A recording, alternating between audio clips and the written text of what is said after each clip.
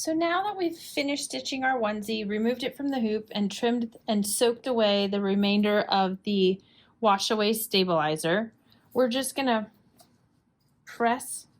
I'm gonna give this little guy a press.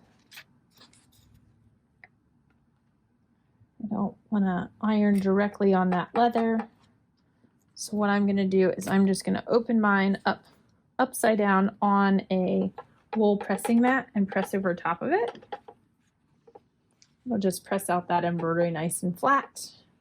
Once I have that all done, I'm going to take the piece of So Soft Silky Fusible that's a 4" by 4" square, the size of my embroidery, and I'm going to cover up the design. This is just going to keep this from being scratchy against the baby. So I'm just going to put my warm iron on it, and that's going to activate the glue and adhere it to the back of the onesie. This stuff is so soft and silky. Once that's done, I'm going to take my onesie and inside it out. And I'm going to line up and just pin this all the way down. Then we're going to take it to the machine and stitch just outside of this serged edge. The instructions say 1/4 inch. I just like to make sure that I'm on the inside of that serge seam so that that gets covered up all the way. And I'm going to use a stretch stitch on my machine to do this with so it doesn't pull out. So I still have my stretch needle in from where we were embroidering the project, and I've set the machine for a straight stretch stitch. Kind of looks like a tiny angled zigzag. I'm also working with the Husqvarna Viking, so this has the sewing advisor on it, so I've got it set for a stretch medium fabric as well.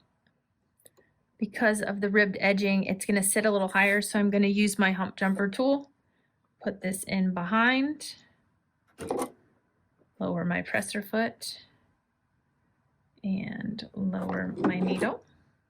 And from here, I'm just going to start stitching.